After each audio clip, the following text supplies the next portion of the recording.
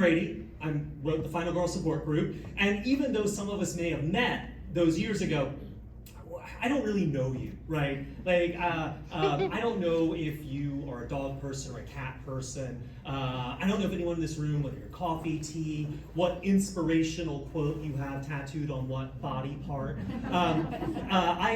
There's so much I don't know about you, but there is one thing I know with great certainty about every single person in this room. Old, young, tall, short, from the good side of Springfield, from the bad side of Springfield.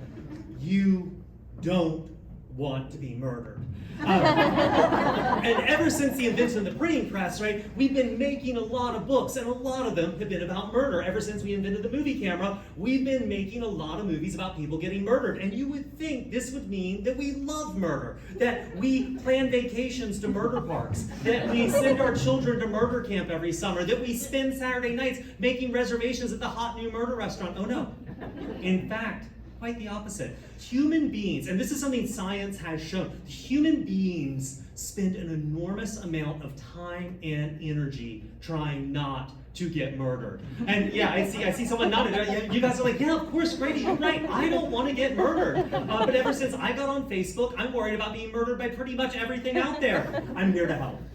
Ever since I was a small ginger child, I have been reading a lot of books about people getting murdered, watching a lot of movies about people getting murdered, and I'm here tonight to give you a fail-safe plan on not being murdered. So let's just dive right in. You know, you look like a bunch of people, you don't want to be murdered, let's do it. So the first step in how not to get murdered, don't make friends. Friends get you to do things like sneak into a shopping mall after hours where you'll probably get murdered by the security robots. They get you to do things like sneak into a carnival after hours where you'll probably be murdered by the owner's deformed monster son.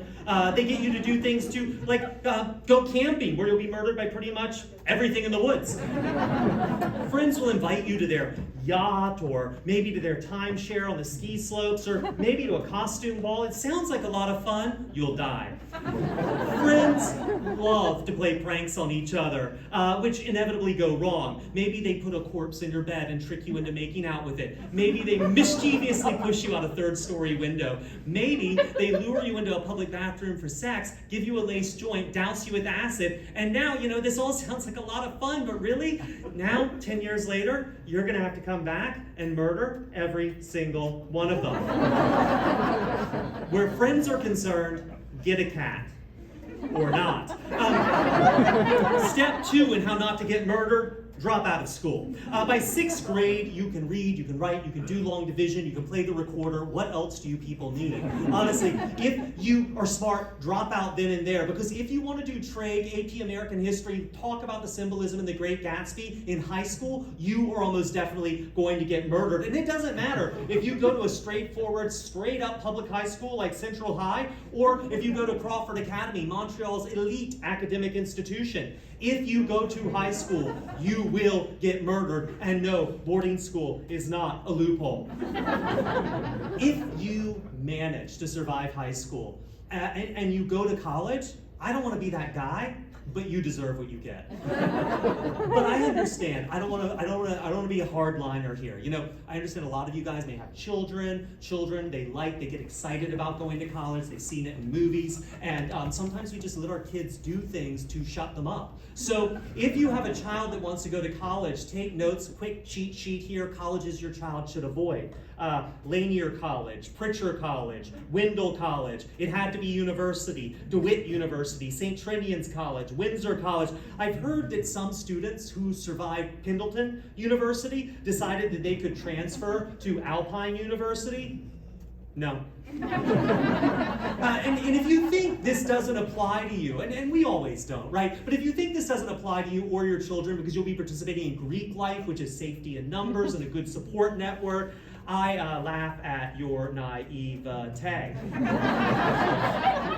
If by some miracle you graduate from college, do not attend your class reunion unless you want to get impaled and blowtorched by a man dressed as a magician. Third, and this is very, very important, don't go anywhere. In fact, don't do anything. Don't go on vacation. If you go on vacation, don't go to Texas. Don't go to the supermarket. Don't go to the hospital. Don't park your car. Don't babysit. Don't play sports. Don't support sports. Don't go to the gym. Don't play paintball. That's a sport. Don't go to prom. Don't go to camp. Just stay home. Or not. And I know, this is a lot, right? It's like you came for a relaxing, all these facts are flying at you, and it's hard to keep up, and I got you're trying to take notes in the dark, and it's difficult. So I want to start you guys. If you take one thing away tonight, this is an easy, basic first step in how not to get murdered. You can do it, you can start tonight. Just don't answer the phone. Phones are very, very bad. Sometimes you answer the phone and it's someone telling you that the insurance on a car you don't even own is about to expire. Sometimes you answer the phone and someone's saying they're going to murder you in 3 days' time. Sometimes you answer the phone and it's your mom wanting to talk to you about something she read on Facebook. Sometimes you answer the phone and it's a high-pitched digital noise that turns your brain into mush that runs out your nose. Sometimes, if you're and this one actually, it applies to 1 or 2 people I did see in here tonight, although it's very specific. If you are a chandelier salesman named Chad who recently shaved your beard, when you answer the phone, it will probably be a serial killer. So, Chad lives in Houston, and he has constructed a successful career selling what the author of Night Calls describes as things that could be built around 1 or more light bulbs, which we human beings call lamps. One night he receives a phone call, and it's a serial killer who is torturing a woman to death. And he makes Chad listen. This is so upsetting to Chad that when he calls the police and they send Detective Sharon Reason to investigate these night calls, Chad immediately begins flirting with her because nothing puts you in the mood to seduce a woman than listening to another woman get tortured to death for hours before being shotgunned in the face. Night after night, the night caller becomes more annoying and more persistent than any telemarketer. Finally, Chad lets it go to the machine, which turns out to be a terrible mistake because the night caller realizes Chad's screening his calls, and he immediately goes out and shotgun murders 5 people in a row to drive home to Chad the point that when he calls, he needs to pick up the phone. But it turns out that the killer isn't actually killing anyone. I mean, okay, yeah, he is actually killing people, but when the police psychiatrist shows up, he says that he helpfully explains that the killer's shotgun is actually his penis. And when he pulls the trigger, he's actually ejaculating. When people's brains splatter all over the wall, he's actually impregnating them. But also, a psychiatrist in the book goes out to a bar with Chad and Detective Sharon Reason so that they can enhance their personal relationship, hopefully not with a shotgun, although you can see how in a dark room you might get that mixed up with your penis. But, as the police psychiatrist helpfully explains, there's no such thing as a dark room. There are only wombs. The police set clever traps to catch the killer, like putting deep discounts on some really nice chandeliers in the hopes that these irresistible bargains will draw the killer out of hiding. Chad, on the other hand, uses the radical strategy of actually listening to what the killer has to say, which, as any woman who's ever gone on a date with a man can tell you, is very rare. He listens so hard and so long that he uncovers the killer's primal hamster trauma that made him a serial killer in the first place. So when the killer shows up, well, you say, oh, but these are traumatic hamsters. So when the killer shows up at his latest victim's stylish condo, Chad gets there seconds later because he's tracked the killer down by tracking down the traumatic hamsters. And so the police surround the condo with their guns drawn, trying to lure Chad into luring the killer outside so their sniper can lure a bullet through his brain with his penis, or maybe that's impregnated his brain with a shotgun. I get them mixed up. Chad is shocked and affronted by all this violence and instead uses his unnatural listening abilities to talk the killer into surrendering, promising him that he'll never be alone again. And he'll get him all the help he needs to tell a shotgun from a penis again. I'm going to ride that joke all night long. And the killer listens to Chad, and Chad listens to the killer, and it's all very healthy and sane and just de-escalates in a totally non-dramatic way as the killer bursts into tears, and Chad holds him while he cries, I'm so scared. You don't need to be, Chad says. I'm here now. And then he opens the door and goes outside to tell the police not to frighten his new friend who recently shotgun murdered 11 people. So, the next time you want to answer the phone, send a letter. Or not. Primal hamster trauma. And we professionals call it PHT. There we go, we call it PhD. We do. It's only one reason people grow up to be serial killers. Sometimes people grow up to be serial killers because the little girl they liked in first grade crumpled up the Valentine they made for her and threw it on the floor. Sometimes they become serial killers because they saw their mothers kill their fathers. Sometimes they become serial killers because they made a jigsaw puzzle when they were young that their mother didn't like and she yelled at them. Sometimes they become serial killers because their mothers sometimes they become serial killers because they got lost in the woods after their mother died and they turned into homicidal cavemen. And I can tell you guys are thinking, I see the wheels turning, you're saying, all these people became serial killers because of something that happened to them when they were a child, or something that a child did to them. Yes, because in serial killer books and slasher movies, children are terrible. They taunt orphans, they crumple up Valentines and throw them on the floor, they set cabins on fire with the camp handyman inside, and he gets disfigured and 10 years later has to come back and kill them all for revenge. So you can understand why in serial killer books and movies, murdering children is very, very popular, like in Rockabye Baby. So, welcome to Goldsmith, Alabama. Maris McCready, seen here dressed as a nurse, is not just a serial killer pedophile. He also pretends to be handicapped so he can get a 15% discount at the Shoney's breakfast bar. Dressed as a nurse in an outfit he inherited from his sister because he wants to turn into a woman, he prowls the Alabama woods, spying on little girls, asking to examine their swollen glands, and then strangling him. He calls himself the Bloofer Lady, but he also calls himself Sister, and then he'll call himself the Beautiful Phantom a little later, and everyone's like, make up your mind, dude, and then for a while he calls himself Tootsie after his favorite movie.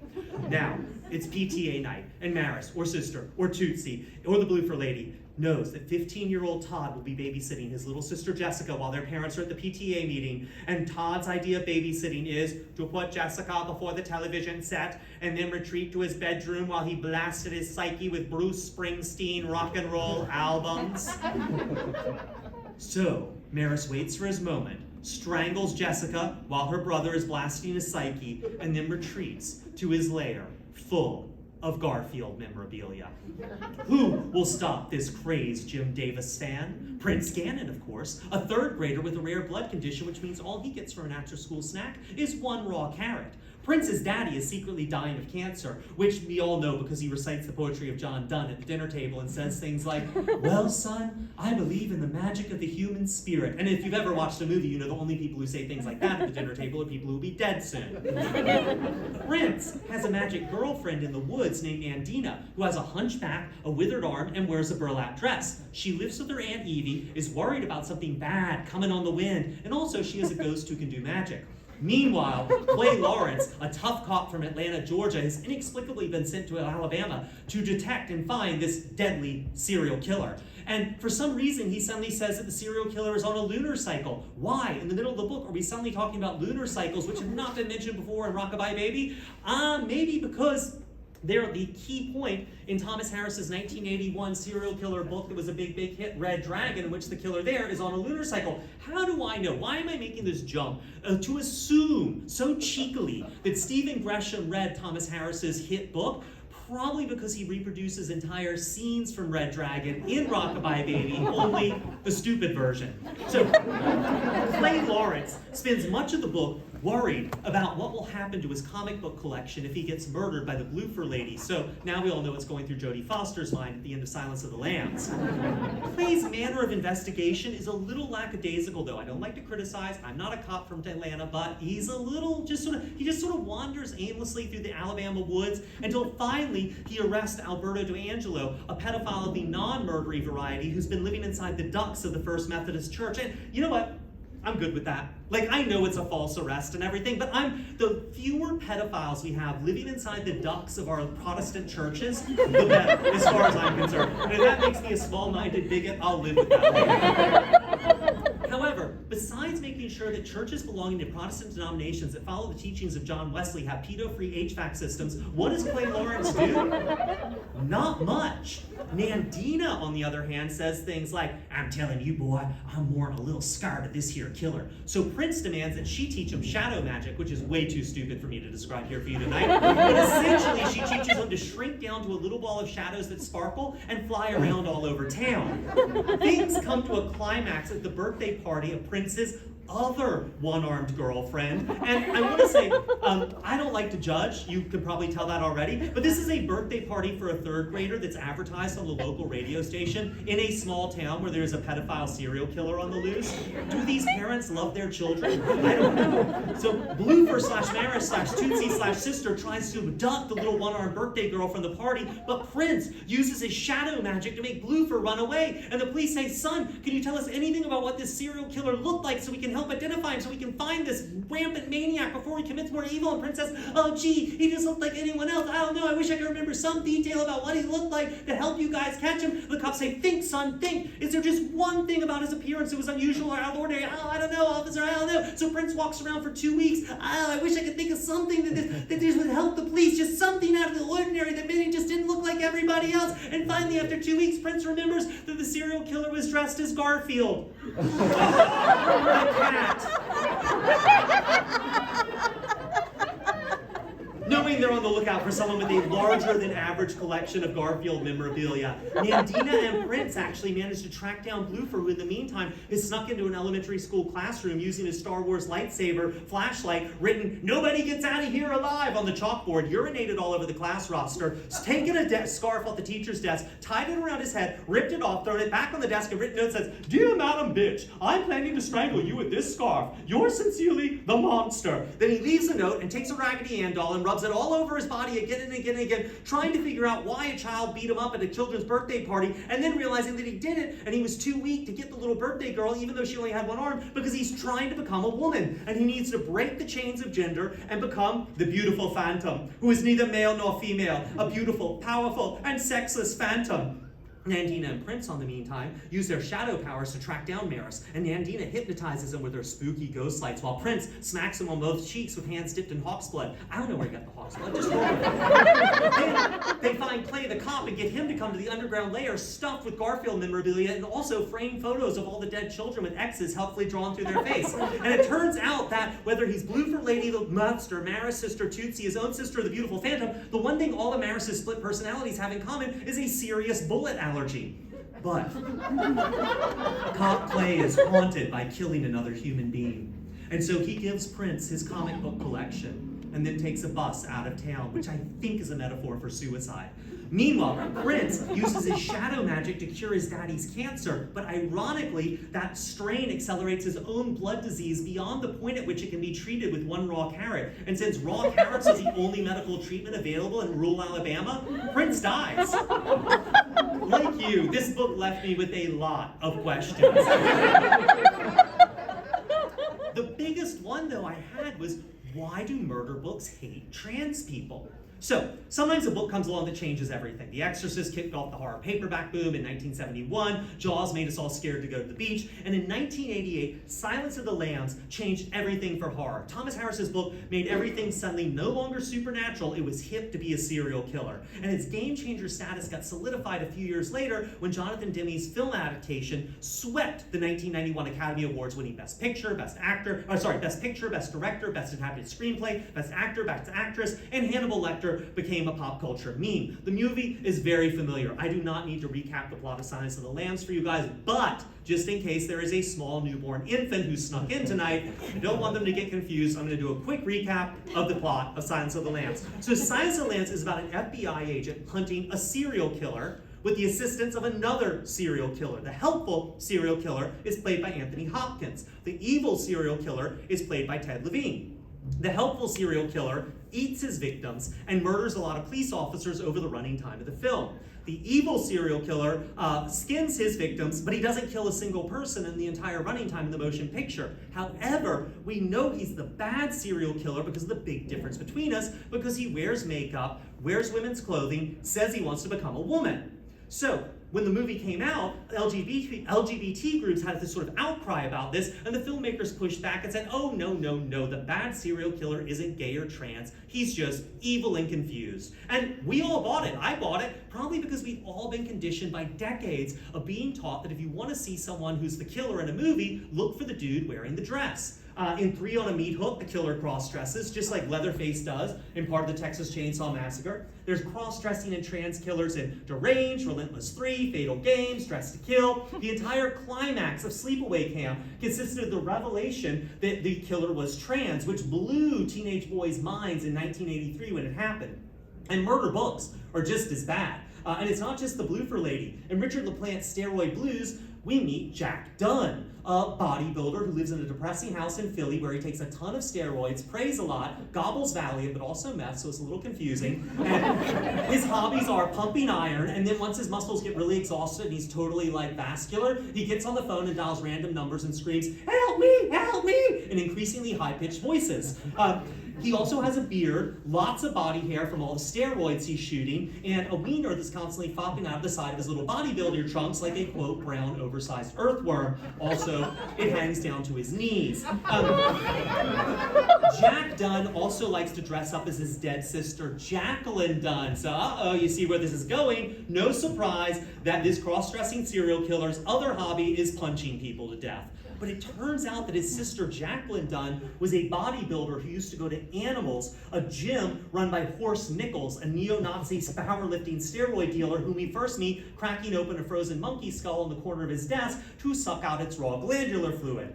Horst spends almost the entire book in a black and red spandex unitard, which has an enormous pair of prosthetic silicone testicles sewn into the crotch so he has a proper bodybuilder's bulge. And he's a German, so he says really fun things like, "What's happening in here? Get out of my way, you little men." He also seems to have sex murdered Jacqueline.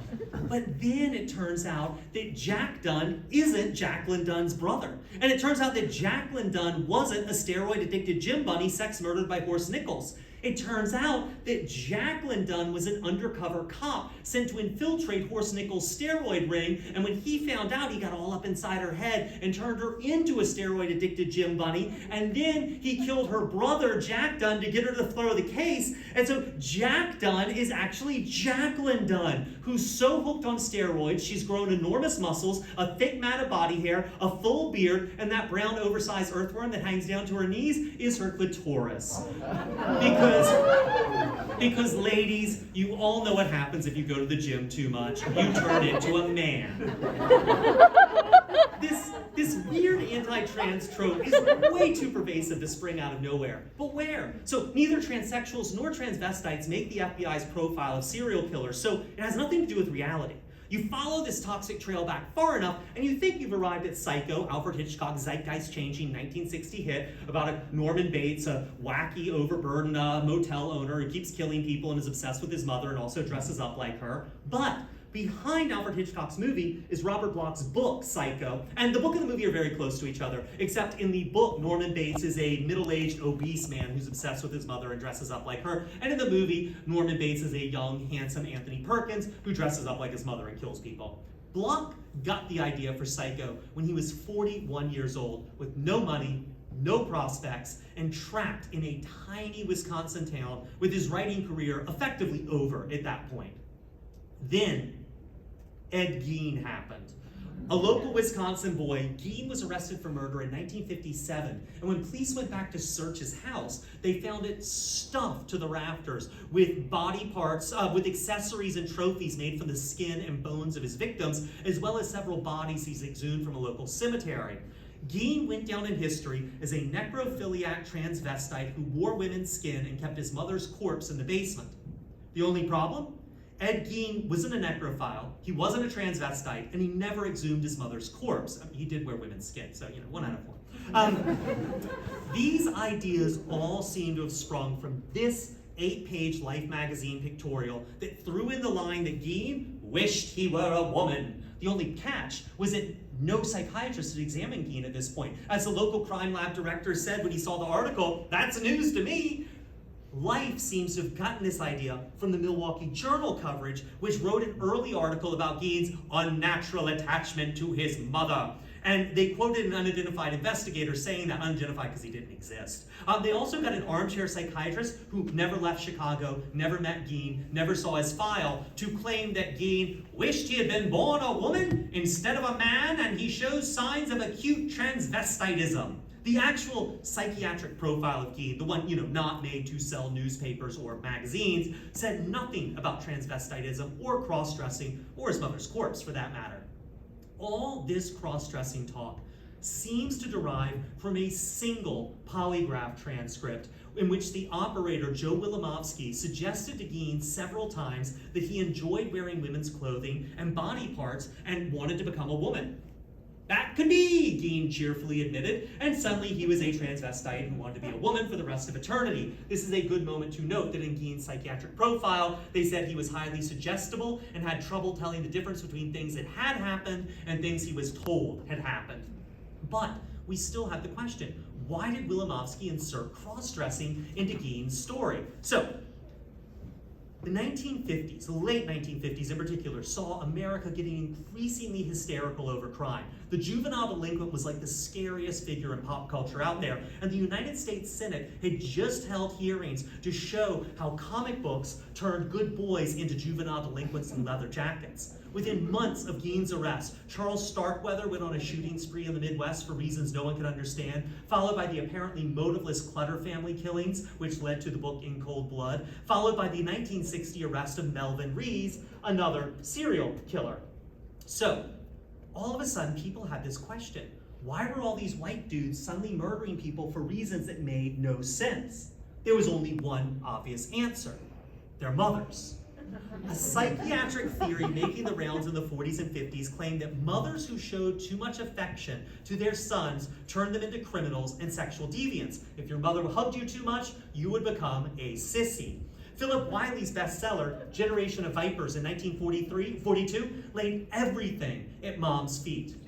Mom's first gracious presence at the ballot box was roughly concomitant with a start towards a new all-time low in political scurviness, hoodlumism, gangsterism, labor strife, monopolistic thuggery, moral degeneration, civic corruption, smuggling, bribery, theft, murder, homosexuality, drunkenness, financial depression, chaos, and war. Cut it out, Mom, Jesus. Richard Green's study, published in 1987, The Sissy Boy Syndrome, was based on research he started in 1953 trying to identify why some boys grew up to be gay or trans, and he laid it all at the feet of their mothers.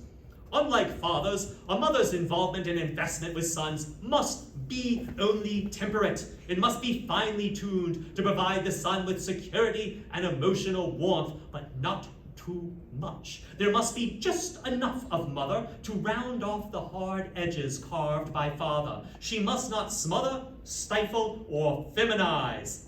The psychological profile of the Boston Strangler, which was drawn up to help catch him in the early 60s, cast him as probably homosexual with a mother who is punitive and overwhelming. As late as 1980, the DSM claimed that mothers who hug their sons too much cause them to become trans. So there you have it. A busted psychiatric theory about how mothers made their sons gay and trans got shoehorned into the case against Ed Gein by eager psychiatrists, which then made it into Robert Bloch's book, which then whaled up in Alfred Hitchcock's hit movie, which then flowed out like a poisonous river, leaving its rancid traces on dozens, if not hundreds, of serial killer books and movies. It's an idea that persists even today among people who should know better.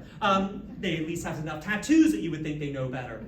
When you Google Ed Gein, most current articles and t-shirts describe him as a mama's boy who is ruined by his domineering mother, a narrative that totally leaves out the fact that according to Gein himself, his father was an alcoholic nightmare who gruesomely physically abused Gein and his brother for years. Fun fact, the Boston Strangler also had an alcoholic, physically abusive dad who the Boston Strangler hated. But why pay attention to any of that? After all, as we all know, everything is always mom's fault.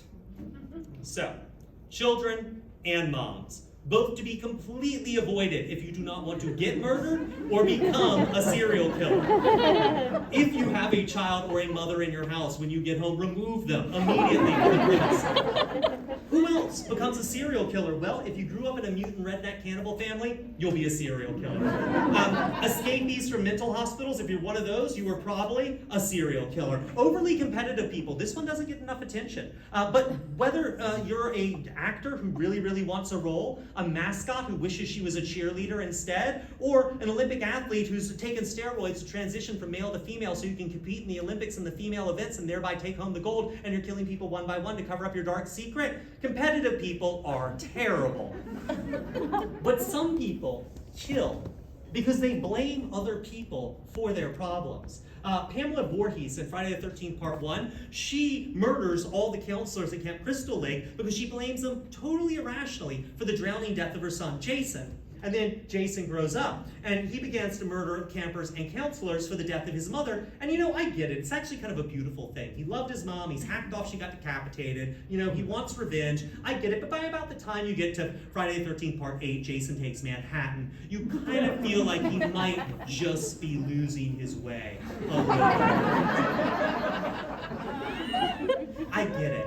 It is so easy to blame other people for your problems, but here tonight, I want to tell you, and just take a quick minute, to say that if you were rescuing someone who got in trouble while skiing, and in the process you broke your leg, and then that ruined your Olympic dreams, it is not okay to wait till 10 years later and invite all their friends to a timeshare where you murder them one by one with icicles. If your family died in a fire started by an insane cult leader who was showing a weird short film he made and he locked all the doors and everyone died inside and the fire disfigured you, it's not okay to wait till 2 decades later, track down his daughter and murder everyone attending her all-night horror movie marathon. It's not. People, take responsibility for your actions. You are the captain of your own ship. It is on you. But there is one killer who it's not their fault. There is one killer who is totally and completely blameless in all of this. There is one killer who kills because he doesn't know any better. He kills because teenagers broke into his house and they're messing up all his stuff. He kills because he doesn't know any other way. And I'm talking about deformed monster sons. It's now time to kill a teen. They broke in on a dare. You are deformed, that's not your fault. We are mutant inbred scum. Abduct a girl and howl a little. If you want, you two can marry. Obey me. I am old, but I'm your daddy. You scream and carry on, and I know that it's not easy to be calm when you found teenagers in your safe space. Take your time and kill them slow. Maybe gnaw their flesh a little, for you will still be here tomorrow, but these teens will not. How can I try to explain? When I do, they run away again. It's always been the same story. Since I was born, I can't talk. Kept chained up in the basement. I don't want to kill anyone, but I don't know my own strength. Daddy keeps you on a chain because look, you're killing teens again. You've got the mind of a child in the body of a man. You're too strong, that's not your fault. And your skull, it is misshapen. Settle down in your straw and stop making all that noise. All the times that I've cried, keeping all the things I feel inside. Don't they know I'm more scared of them than they're scared of me? I have broken my own chains and packed up my stuffed animals. I'd rather be in something PG like the Goonies. And I know I have to go away. And I know I have to go. Thank you, little musical interlude. That was worse for you than it was for me. So normal and deformed, blaming other people for their problems, or just overly competitive. People have been murdering people for hundreds of years. But we're not here tonight to talk about your average everyday murder slobs. We're here tonight to talk about celebrity murderers. So let's get in the Wayback Machine and go back to murder's first big brand, Jack the Ripper. So the Ripper killed 5 women between August and November of 1888, but he wasn't England's first serial killer. That was Mary Ann Cotton. He wasn't even Victorian England's first serial killer in London who was murdering prostitutes. That was Dr. Thomas Crean. But Jack the Ripper set the slasher template. And you could see the same things in the Ripper case that you see now in like movies like Friday the 13th. Newspaper advertisers paid for premium placement to ensure that their ads are on the same page as the illustrations of the Ripper's victims in newspapers, because the Ripper's victims were always depicted completely nude with unrealistically perky and enormous breasts, for journalistic integrity. Jack the Ripper had a great name because he named himself, and even better, no one knew who he was. He could be anyone. Newspapers claimed he was a Russian anarchist, a policeman, a Native American, a sailor, and a cowboy. Basically, they were looking for the 19th century village people. There were theories that he was a mad doctor, a religious fanatic, an upper-class erotic maniac, a sociologist seeking to wake London up to the plight of its poor by murdering them all, a woman, a corrupt cop, Jews, every Jew, all Jews were basically believed to be Jack the Ripper. Even Queen Victoria wrote Scotland Yard a personal, private, psychological profile claiming that the Ripper absolutely had to be a sailor. So the first modern-day murder book appeared in October 1888 between Ripper murders number 4 and 5, when John Francis Brewer wrote The Curse upon Mitre Square, in which he claimed that Jack the Ripper was actually the ghost of a 16th century monk who killed his sister in a church and was now cursed to wander the earth in Whitechapel, murdering prostitutes for his sins. Reviewers called the book thrilling and condensed as a meat lozenge. In 1889, a man known only as Rhodesi wrote Lord Jacqueline Berkney, the Whitechapel Terror, in which a man named, not surprisingly, Lord Jacqueline Berkney was actually a split personality, and one of his personalities was the Whitechapel Terror. There was the Whitechapel Murders, or An American Detective in London, in which a Pinkerton detective went from New York City to London to solve the Ripper killings. At the same time that came out, there was also a book called Jack the Ripper in New York, in which Jack the Ripper went from London to New York to kill more people. There were fictional first-person Jack the Ripper diaries published in Scandinavia, Flemish Jack the Ripper plays, and even By Jack der Aufschlitzer Gefstat Bird, an unauthorized German novel in which Sherlock Holmes caught Jack the Ripper. In 1911, Ripper fan fiction went mainstream with Marie Belloc's Lowndes' short story, The Lodger, published in McClure's magazine. Gertrude Stein was a big fan, Ernest Hemingway thought it was the bee's knees, and actually Alfred Hitchcock turned it into a silent movie that was a big hit in 1926. Hitchcock adapted it for the radio in 1940 and spent years trying to make an American adaptation of it, had trouble clearing the rights, so he had to settle for making other movies about men randomly murdering women. So how did we get from Jack the Ripper to now, right? How did we get from this to this? It all comes down to a number. Z500-599. So I bet you guys have heard, so they heard the story about the babysitter. So actually, this is real. So my sister's best friend was babysitting these kids on Halloween night, and this same night, this guy broke out from a mental institution, and he came back to his hometown. He had this mask on and this knife, and he just started murdering everyone, and the babysitter killed him, but they never found his body, so he's probably still out there. But actually before that, this other thing happened where my brother's girlfriend has a cousin who went to sorority, and who was in a sorority at a college in Canada, what they call colleges, universities. And one Christmas, everyone in the sorority house had gone home, but some of the girls hadn't left yet, and everyone started getting these like really weird, freaky, obscene phone calls from a really crazy guy, and then he killed a bunch of them, and the police traced the call, and they were like, the calls are coming from inside the house, and so, and they were, the guy was like hiding upstairs. But actually, okay, even before that, so this is a woman I work with. Her mom's best friend's daughter's guidance counselor's sister's niece was babysitting in California, and she started getting these phone calls from this crazy guy who's like, I'm gonna kill you, and the cops traced it, and the calls were coming from inside the house. So she ran upstairs to get the kids, and then the killer came at her with a knife, and so she brained him with a refrigerator door and ran outside, and he followed her, and the cops were all waiting there, and they shot him to death. That last one is Foster's Release, a 14-minute student film made in 1971 at USC Film School by a guy named Terrence Winkless, who at that point was most famous for playing Bingo the Gorilla in the Banana Splits Adventure Hour. Foster's release played twice in theaters. Once at a USC Film Festival, where it was almost definitely seen by Winkless's classmate, John Carpenter, who would go on to make Halloween many years later, and the other time at the Edinburgh Film Festival. And it never played theatrically again. So why are we talking about it? We're talking about it because it then got distributed around the country as a short film shown in home economic classes to initiate a discussion of babysitting responsibilities and crisis response. As the film's booking material claimed, beyond the chilling entertainment value of the film, the girl's handling of the situation exemplifies decisive action in a threatening situation. All babysitters should see this motion picture. Foster's release might just be ground zero in the modern day slasher film, but it's not. The slasher actually goes back to a specific urban legend floating around since the 60s known as the babysitter and the man upstairs, in which a babysitter gets threatening phone calls, the police trace the calls are coming from the outside the house, escaped mental patient, blah, blah, blah.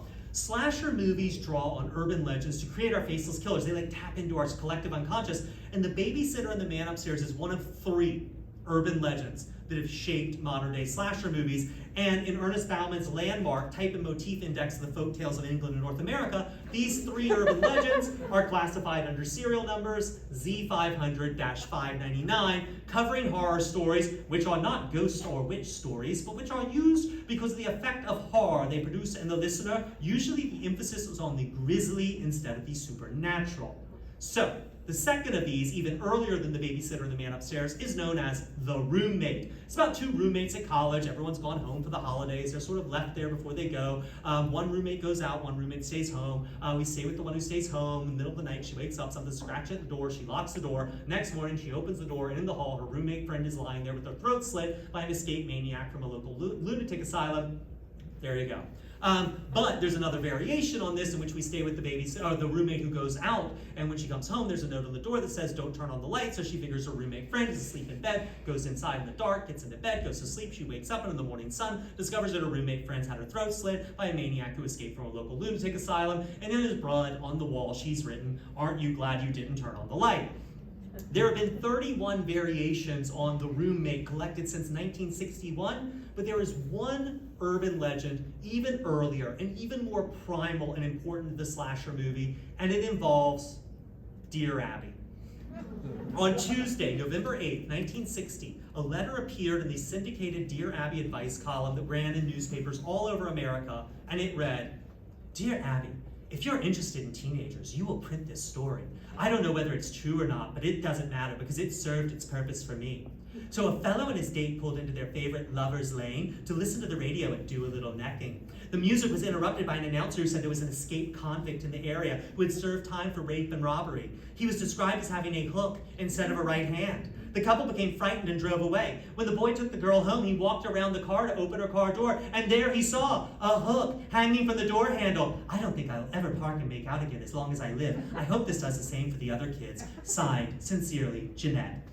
This is the story of the hook, which has been recorded by folklorists as early as 1951. The folklore archives at the University of California, Berkeley have 70 variations of the hook story they've collected from all over North America. The hook has it all. Teenagers in the woods or some other desolate spot trying to have sex, getting attacked by an unseen, unnamed killer with an unusual weapon, a hook, and from that drawing the conclusion that they should never have sex again. Researchers in the 50s and 60s found the versions of the hook in Maryland, Wisconsin, Indiana, Illinois, Kansas, Arkansas, Texas, Oregon, Canada, Utah, and New Mexico, but it's not that simple. The earliest recorded outbreak of hook stories sprung up in Los Angeles in 1947 during a citywide panic over the red light bandit. This was an unidentified man who really terrorized LA with a series of robberies and sexual assaults on young couples parked in lovers' lanes. He would use a red spotlight mounted on his car to make them think he was a police officer. The police eventually arrested Caryl Chessman, and he was sentenced to death, even though he hadn't killed anyone, thanks to the creative application of an anti-kidnapping Lindbergh baby law that said that since he dragged one of his victims 22 feet from her car, he had essentially kidnapped her. Chessman was a publicity hound, and he maintained his innocence right up until the end, so the real killer might still be out there. And he wrote and published 4 best-selling books while on death row, and one of them got made into a hit movie in 1955. Sociologists point to a huge surge in hook stories in 1960, the year Chessman was very publicly and very controversially executed. So, Caryl Chessman was the red light bandit who inspired The Hook, which inspired these other urban legends, which inspired Foster's Release in '71, which inspired Black Christmas a few years later, which inspired John Carpenter's Halloween in 1978, which opened the floodgates for the golden age of the slasher, when between 1978 and 1984, over 150 slasher movies hit the screens, starting with Friday the 13th, and then classics like the Nail Gun Massacre, the Microwave Massacre, the Toolbox Murders, the Icebox Murders, and as the golden age of the slasher ended in '84, slashers kept coming, and the distributors and producers began to realize that because their main characters were teenagers, their audiences were often teenagers, and they began catering to a younger and younger crowd, and progressively the audiences of the movies got younger and younger and younger, until finally we arrived here at slasher, YA, and middle grade books that were sold through the Scholastic Book Club, in which Michael Myers and Jason Voorhees murder teenagers in books designed for 10, 11, and 12-year-old readers.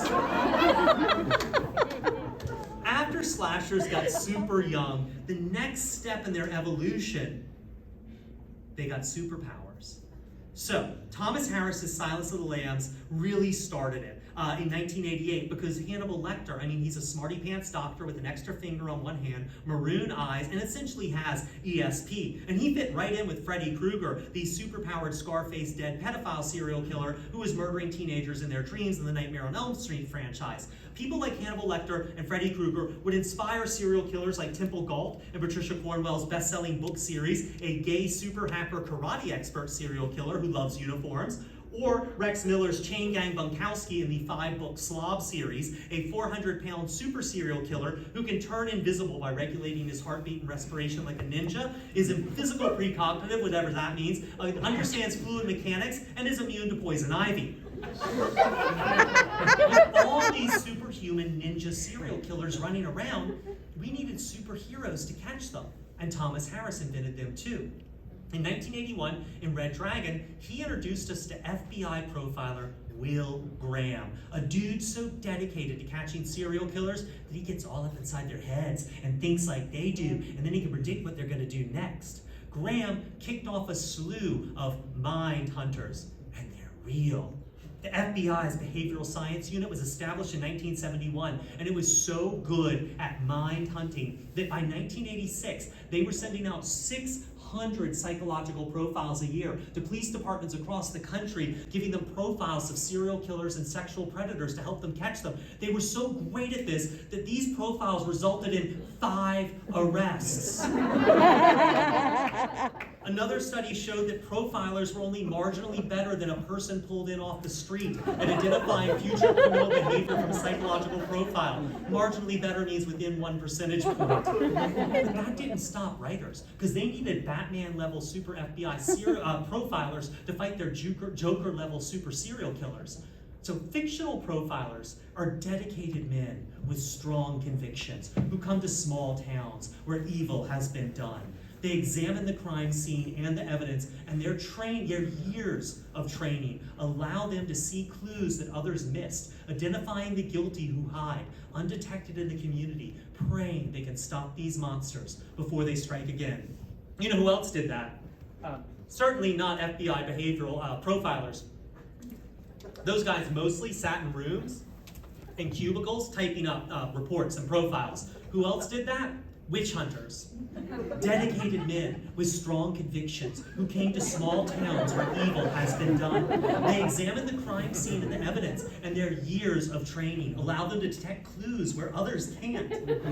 They identify the guilty who hide, undetected in the community, praying they can stop these witches before they strike again.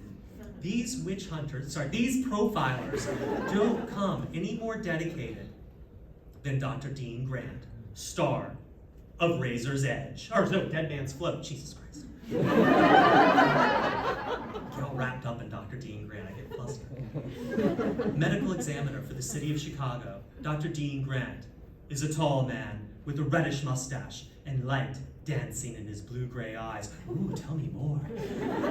His experience with human frailties, human viciousness, had jaded him into an outwardly casual cynicism that was in truth deep-seated, running amok at times, to the point where he has few friends. Ooh, sounds haunted. Tell me more. In his professional life, he displayed calm, controlled, and yet passionate concern for the job at hand, often spilling over into a madman's deliberate obsession. Sounds passionate. Yes, when little local cops tell him that the body of 12-year-old Laura Baines, found floating face down in Indiana Lake, is just because Laura, like many 7th graders in Indiana, has killed herself out of despair, Dr. Dean Grant points out to them that no 12-year-old would fold her clothes so neatly and stack them so carefully on the shoreline. Someone else was here with little Laura. Mind's blown. The cops back off, leaving Dr. Grant to crouch over the pile of Laura's neatly folded clothing, murmuring and whispering, "Laura, little girl, you're priority number 1. Priority number 1. Driven, obsessed, dedicated, Dr. Dean Grant even cancels his anniversary plans with his wife, Jackie, who cries, "Jesus Christ, Dean, so what? Another floater! There's always another floater! There was one yesterday, there'll be one tomorrow. Always has been, always will be." Seems a little harsh. But that doesn't bother Dr. Dean Grant. He will solve this floater crime with science. But how? There aren't any clues. But as Dr. Dean Grant points out, anything's possible in forensic medicine. And it is, because author Robert Walker just makes it all up.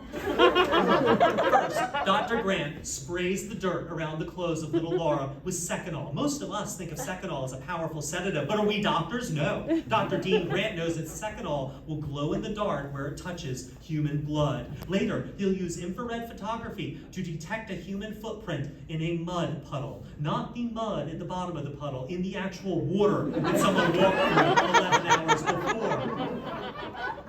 Then he'll use a small nuclear reactor in his lab to create the killer's hair chart, which apparently is more unique than fingerprints. I did not know that. Dr. Dean Grant can scrape condensed human breath off a piece of plastic hours later, then put that breath on a microscope slide, put that slide in the tracer, which bombards it with laser rays, which turns it back into a liquid. Dr. Dean Grant can analyze and tell you what air that killer breathed from what part of town. Is this how breathing works? I don't know.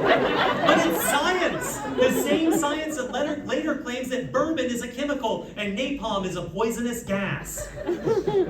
Dr. Dean Grant doesn't just rely on science, however. He also has an almost superhuman ability to detect when people are lying, although his detector wasn't any more reliable and even less admissible as evidence than a polygraph. But it was faster and surer. So, let me get this straight.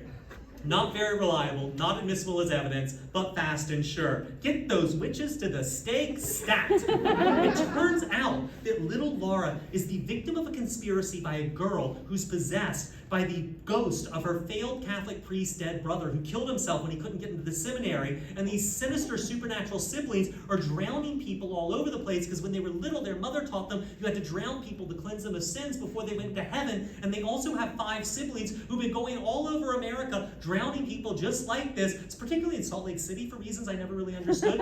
And they've been getting away with it for years because police departments full of dummies that don't employ people like Dr. Dean Grant who can whisper to little girls' clothing think they're all a bunch of accidents.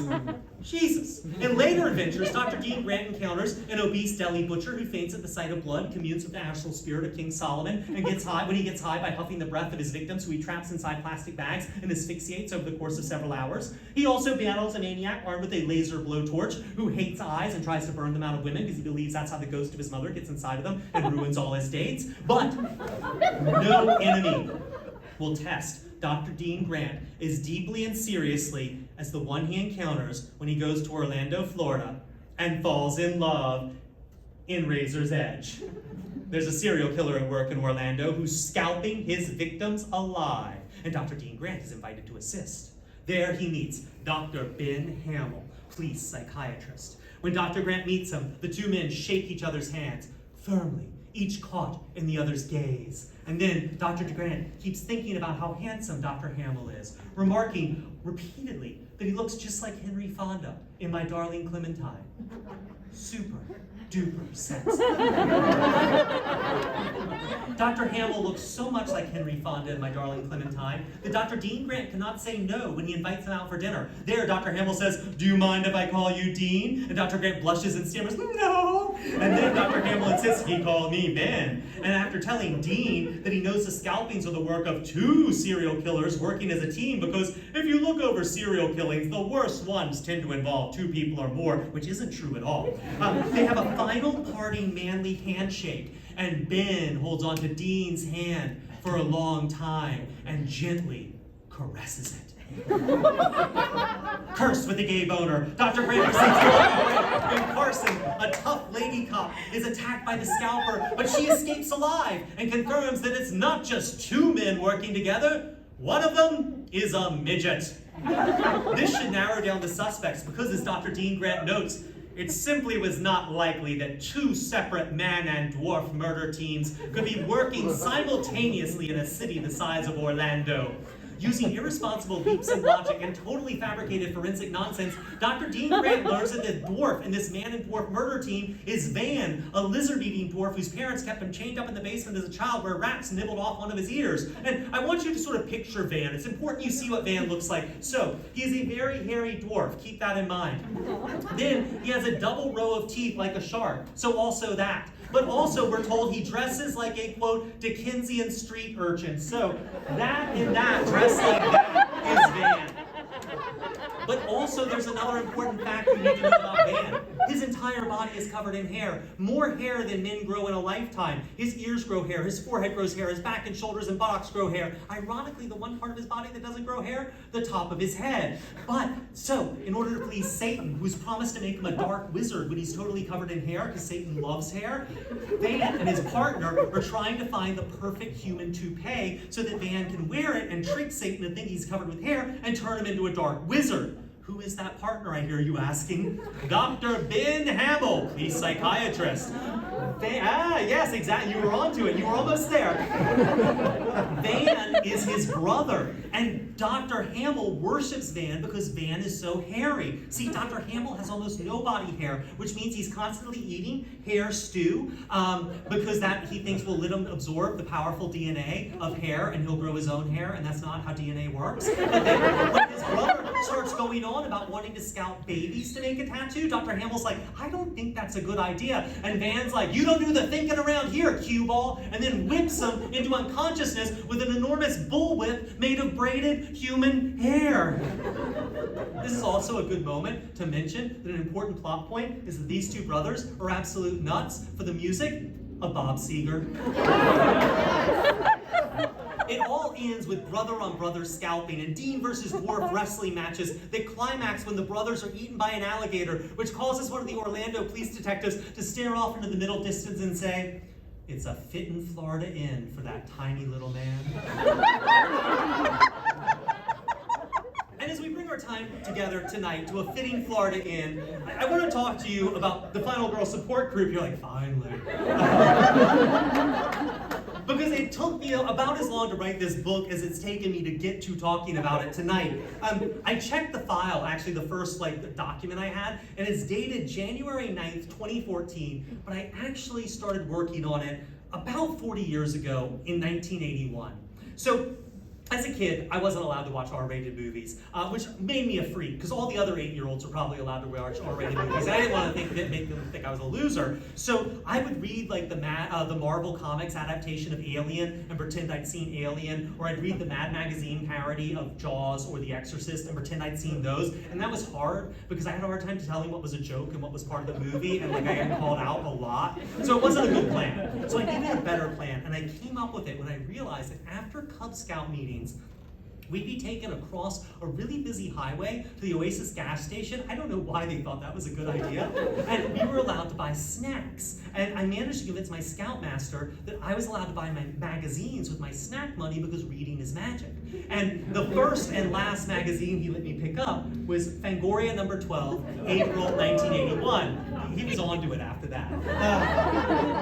But I read their feature on the opening scene of Friday the 13th Part 2, seen here in all its glory, And it melted my face off. I mean, I read it over and over again. And if you don't remember the movie, so Alice Hardy, the final girl from Friday the 13th Part 1, played by Adrienne King, she's the final girl, and she survived the first movie, and now at the beginning of Part 2, she's just like chilling in her crummy apartment in Albany or somewhere upstate, and having an argument with her mom on the phone, wearing these nutty little plaid coveralls, and probably drawing too many pictures of Jason, but that's the journey she's on. She's making some tea, she's jumping at loud noises, and all of a sudden Jason shows up and ice picks her in the head. My brain exploded. Like, she went through all that savagery and bloodshed in Part 1, lost all her friends, decapitated Miss Voorhees, is trying to put her life back together by drawing too many pictures of Jason, and all of a sudden they just kill him. The casual cruelty of that really hit me hard. Like, you think it's just another Wednesday night in Albany and you're chilling, but actually you're in the sequel. There is no escape. You can never relax. It's never over for you. There is no mercy. You're not a person. You're a body count. So 40 years later, I've written the Final Girl support group, and I'm like, oh, it'd be a really fun marketing idea. Why don't I get Final Girls to do little blurbs for the book? That'll be cute. So I get Adrienne's email from my friend Ted. I email her, I send her a copy of the book. She's a little wary about reading it. She reads it. It turns out she really likes it. So we email back and forth. And then we get on the phone and we're talking. Nice to meet you, blah, blah, blah. And I tell her the story about reading that issue of Friday the 13th Part 2 and how much the story about what happened to Alice Hardy, who she played, hit me. And so Adrienne told me a story. When Adrienne made Friday the 13th Part 2, she was 23 years old. She'd had fun making the first one. The producers called up. They're like, you want to do the second? She's like, hell yeah, that's great. And she's like, look, there's a problem in my personal life. Not a big deal. We may have to work around it, but it shouldn't be a problem, but I wanted you to know. And they're like, yeah, no problem. No big deal. So a couple of weeks later, Adrienne gets a phone call from the producers. All right, let's go. Let's make this movie. And so they bring her upstate to where they're shooting, and put her in a little motel, bring her to the soundstage, and Adrienne thinks it's the first day of production, and it's the last, and she thinks she's the star of the movie, because they told her she was. And she never got a script or any sides, but that doesn't bother her, because the first movie, they improvised a lot of it, they would get pages on the day of. She's done this before, it's a Friday movie, she knows how they go. So she shows up on set, and that's her own coverall she was wearing that day. They didn't have a costume for her. And she walks around, they ask her, hey, can you improvise a phone call with your mom? And she does that, and they're like, can you act like something scares you? Can you see something really scary? And Adrienne doesn't know she's not the star of the movie until the stuntman dressed as Jason sinks the prop ice pick into her head. And you can see it in the movie. Friday movies are not shy about their kills, but there's a single shot of Adrienne getting an ice pick in the head. No elaborate gore effect, no shot of her dead body on the floor, one and done. The personal issues that Adrienne was having at the time was that she had a stalker. The guy was nameless, he was faceless, he followed her everywhere and took pictures of her wherever she went. He would take pictures of her when she was out with friends and then leave them on the step of her apartment in a doorman-secured building. No one knew how he got in and out, but he did it all the time. She would go out to a nightclub with friends, hoping there'd be safety in numbers. There would be pictures the next day on her doorstep of her in the bathroom of the nightclub. She'd go out for coffee with a friend. There'd be pictures the next day. He told her that he would never quit. He told her he would never stop. He told her she could tell anyone she wanted. No one would ever believe her. No one could make him go away. He was everywhere. He was nowhere. It got so bad that Adrienne had to put a deadbolt lock on the inside of her bathroom door to feel safe enough to take a shower. And when that nameless, faceless stuntman playing Jason sunk that fake ice pick into the side of her head, Adrienne didn't know what was going on. But all of a sudden, they just bundled her into the car, took her off to that motel again, and just dropped her off completely alone, left her there, totally isolated, completely cut off, all alone. And I wrote the Final Girl support group partly because I wanted to write a happier ending for a Final Girl. I'd seen it in a magazine 40 years ago. But I also wrote it because I started to wonder, what's wrong with me? I love horror movies. I've been watching them since I was a kid, since I was allowed to watch R-rated movies, and they're a lot of fun, but I realized as an adult that means I've spent 40 years of my life watching people get murdered for my entertainment, and that really doesn't sound like a healthy choice.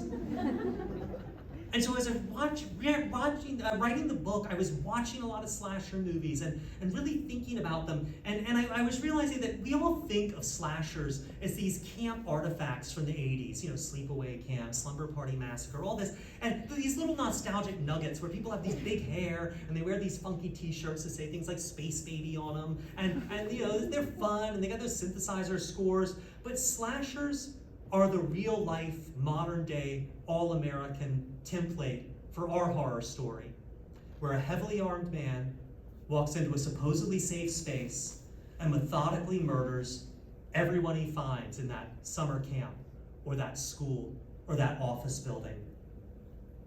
Get a little more existential, and 40 years ago, you know, you saw a final girl in a magazine, and now you're writing this book, the end of it, in August of 2020, during the second wave of the pandemic, huddled behind locked doors and windows, suspicious that any stranger you meet could be the person who gets you dead, totally cut off, completely cut off, and all alone.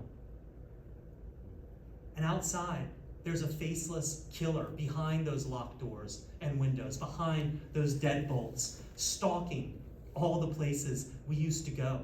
Summer camps, gyms, supermarkets, everything we did for fun, proms, vacations, sporting events, they're gone. Hospitals aren't where you go to get better. They're where you go to die. College dorms, high school hallways, elementary school classrooms, sorority houses, they're all totally abandoned. The only thing stalking them is something that has one mission: to make us dead. And I realized as I wrote the end of this book that I love a nihilistic ending to a horror movie as much as the next maladjusted weirdo. But the horror movies I love, the ones I keep coming back to over and over again, were the ones that had final girls in them. The ones where these women burst into the room with this big sister energy, and they grab our hands and they say, "Run." And so we run.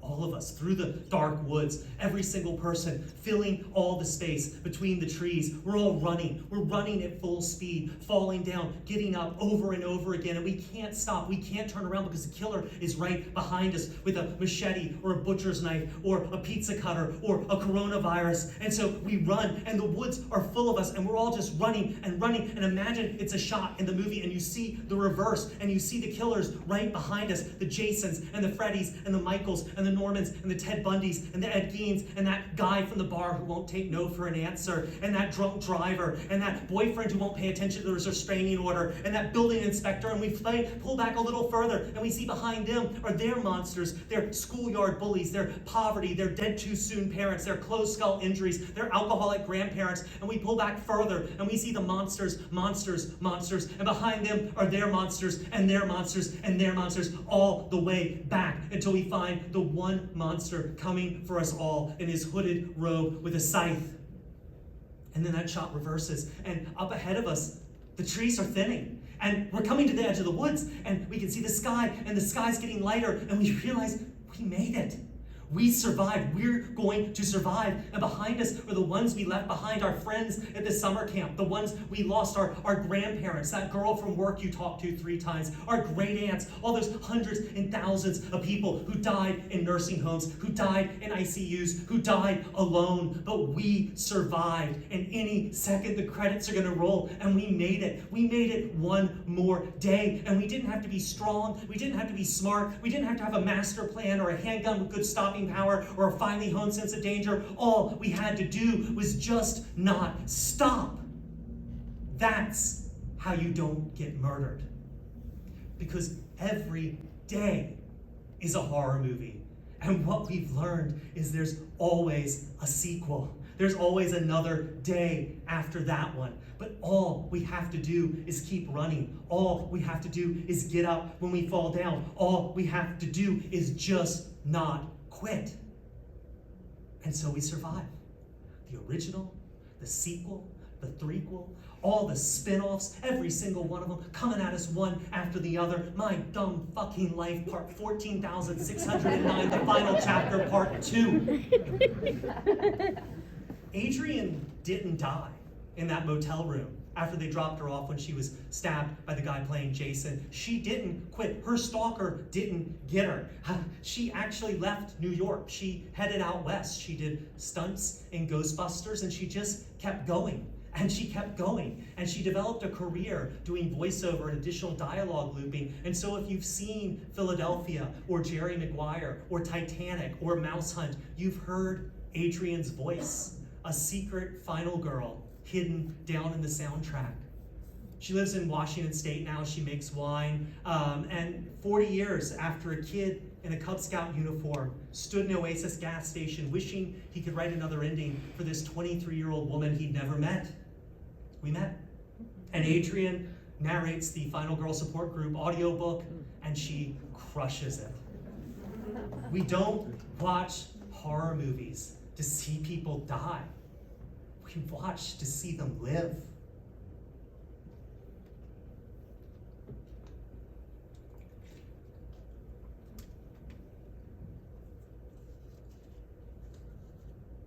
Let's roll the closing credits.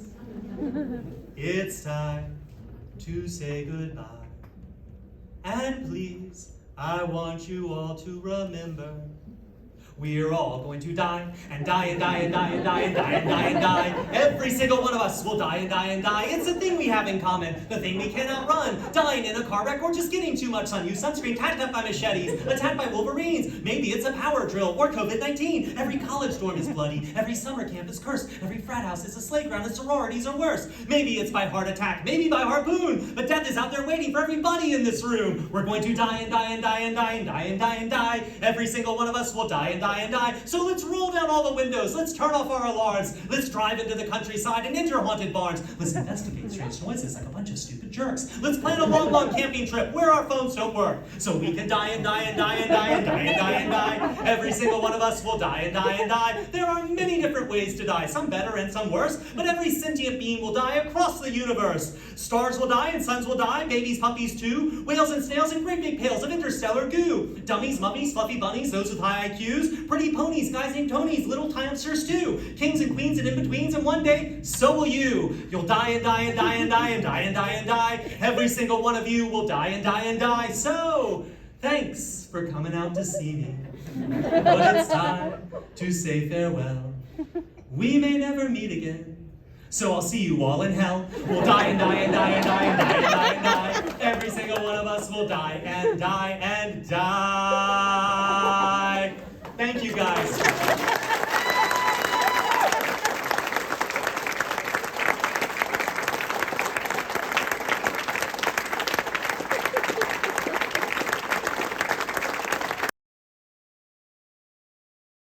We have to make the sacred symbols to each other. Thanks for coming out. And so y'all read this for your book club? Yeah, this one. And it went well? Yeah, it did. Okay, good. We loved it. No, I know someone who tried to get their book club to read Final Girl Support Group, and the book club asked her not to suggest any more books. So I always like to check. Oh, that's terrible. She moved to a new town in Texas, and she's like, "Oh, I joined a book club. It's so great." And then they asked her just to shut up. So I feel horrible.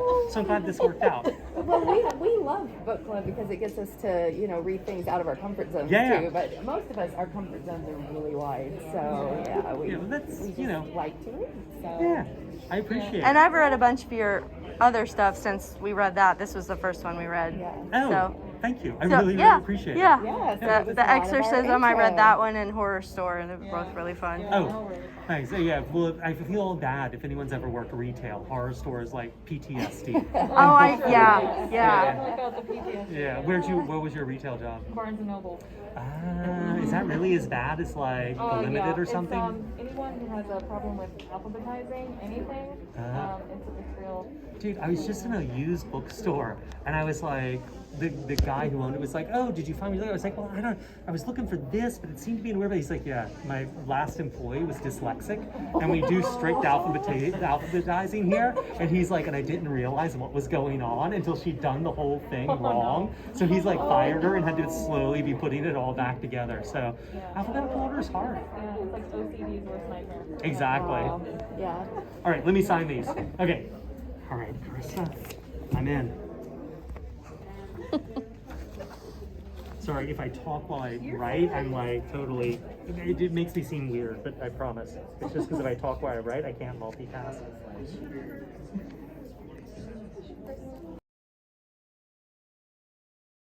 Books is they're super duper misogynistic. Like it's a lot of women getting killed and mutilated, but there's always a but. There are some really nutso horror novels out there that would fit what you're looking for, because you want something like crazy, right? Like over the top, ridiculous. So there is a book, I worked with this company called Valancourt to put out like reissues of these old 80s horror paperbacks. So there's one, I'm trying to think, okay, one of these two will be right up your alley. Either Nightblood, which is by a guy named T. Chris Martindale. If you just Google Paperbacks from Hell, Valancourt, it'll take you right to their website. It's basically very 90s like extreme, lots of leather trench coats and all ridiculousness. You feel like you're watching like a Kid Rock video. But it's like if you wanted Salem's Lot to have more Uzis in it, Nightblood's your jam. But we put out this other book called When Darkness Loves Us by Elizabeth Engstrom. It's amazing. It's over the top, it's ridiculous, it's insane, but it's so good. It's two novellas. One is this insane motherhood story called When Darkness Loves Us, and the other is basically Flowers for Algernon, but the horror version. It's so good. But yeah, so When Darkness Loves Us is really, it's over the top. It's tasteless, it's reprehensible, but it's amazing. Okay, who's Kim, right?